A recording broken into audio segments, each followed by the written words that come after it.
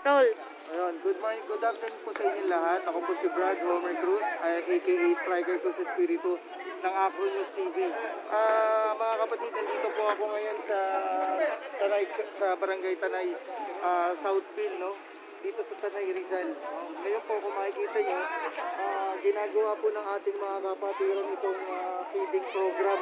Doon po, mapapansin nyo po doon, nagbibigay po sila ng mga pagkain, no, para sa mga kabataan dito sa Southville, no? So, ayun po, kanina pa po nag-uumpisa ito, kanina pa, halos ka-uumpisa lang yata, no, kararating-rating ko lang dito.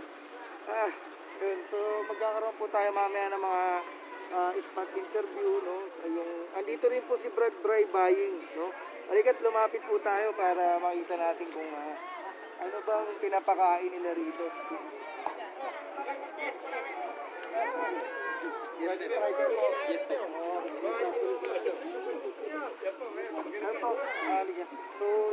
yes, bawal daw ang Tagalog. Ang feeding program po natin. Sopas, tinapay, tsaka sopas, ayan, sopas, tinapay, biskuit, tsaka candy.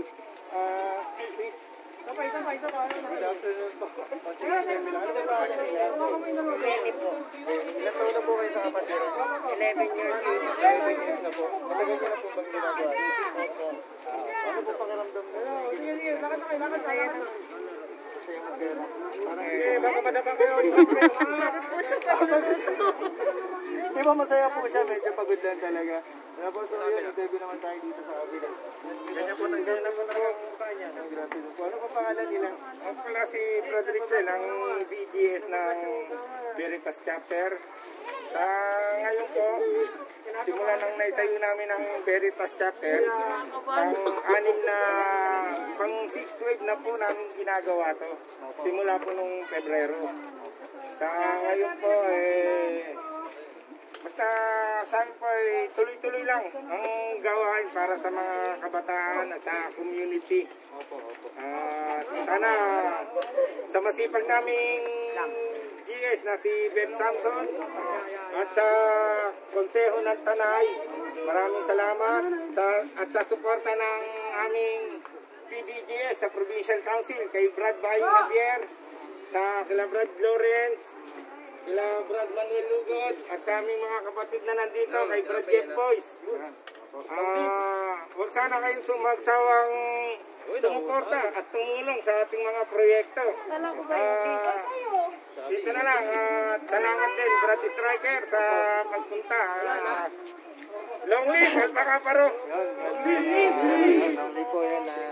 Nakita niyo po, narinig niyo po, no, yung boses po ng ating isa sa mga kapatid na nag-ano rito, nag-co-coordinate para magkaroon po ng feeding program. Halika po, lumapit po na tayo. Ayan, dito gawin natin si GS. Beb, GS Beb, yan. Striker po ng Acro News TV. Kumusta po sila? Ayos naman, maganda. Opo, so ilang taon na po yung ginagawa itong feeding program dito sa buong Tanay? Sa totoo lang kasi, bago lang ang chapter namin February lang talaga siya, 2020.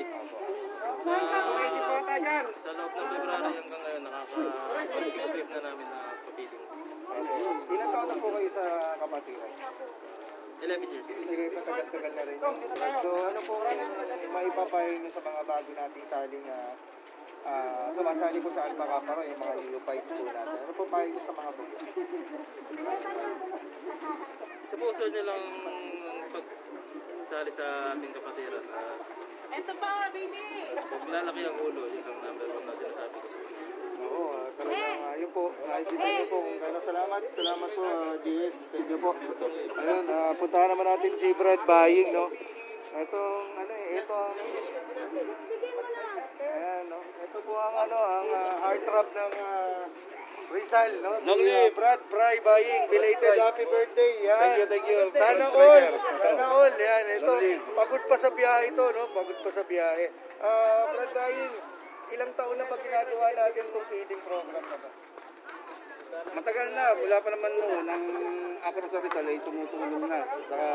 Ito talaga ang aming layunin. Ang tumulong sa bayan, sa mga bata, o mag-community service, sa gumawa ng mabuti sa kapwa. wala naman kami ibang hangar, hindi kami naipag-away, hindi kami tumatatangkot sa gulo o drug. Kami puro kabutihan lang aming ginagawa at aming adikain at meetingin. Kaya ako, pag naimbitahan, katulad ng ganito, project ng Veritas Chapter dito sa Tanay, ay bumababa naman kami bilang PBGS ng 2nd District of Rizal. TGS ako ng Baras Council.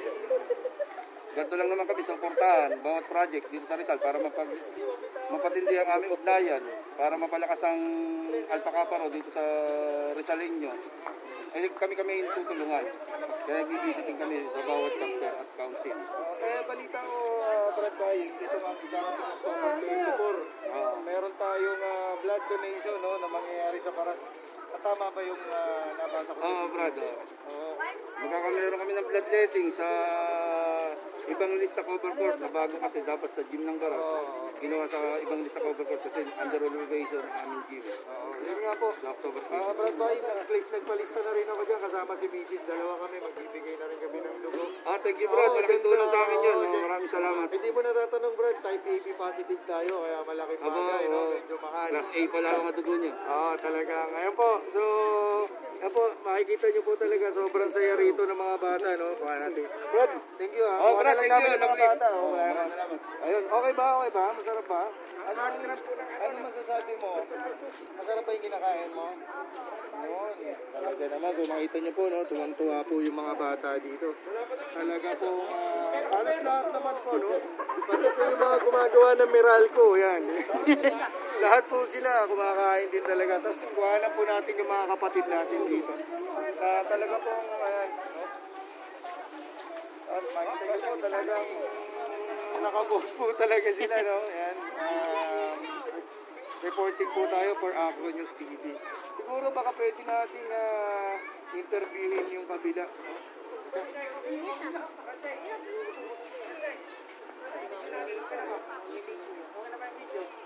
Good afternoon, sis.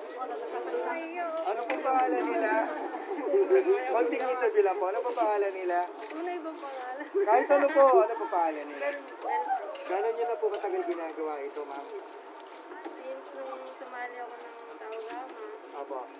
Yun, ito, lagi ka So nakakatuwa po na yung dalawang tribo, nakikita nyo po, no? Yan, puputulin ko na po yung mga nagsasabi ng pratwar dyan, itigil nyo na yan, ha? Luma na po yan, itigil nyo na po yan. Ito po ang maganda ngayon. Ito po yung uso, yung magkabilang tribo, parehas po ng layunin, no?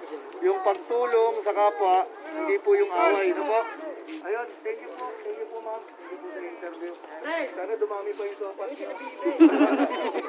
Striker, kain muna kayo. Kain kayo.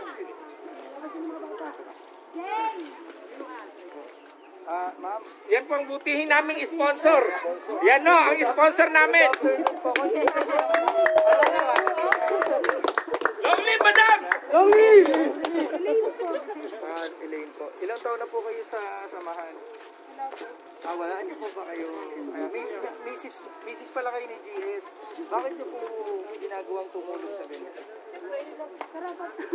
Dapat naman po talaga tumulong. Hindi naman po kailangan merong fraternity o ano. Dapat po tulungan. Lalo na ngayon. Matagal niyo na po bang ginagawa? Opo. Baka may gusto po kayong batiin. Wala po. Ikaw pong iwas kayo sa interview. Ayan po. Walang boss ko. Kasi every Saturday, Sunday po nasa Acro TV News tayo. Ako po ang isa sa mga anchor doon mula 6 a.m. hanggang 8 a.m. Kanina po nag-anchor na ako. So ito po ipalalabas ko bukas, no? Papanood niyo po ito bukas sa Facebook sa Acro News TV. Ayan, salamat po. Thank you po, ma'am. So yun po, nakita niyo po yung feeding program dito na nagaganap.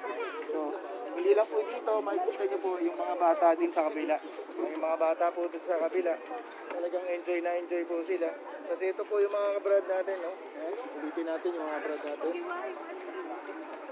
Ayan, yan po ang bumubuo, no? Ito po ang bumubuo ng ano na ito, ng council po na ito, no? So, maya-maya po, kukuha ulit tayo ng, kukuha na po tayo ng mga pictures, no? Tapos i-report na po natin bukas. Muli po, ako po si Striker Cruz Espiritu, Brad Dover mula po sa Acro News TV.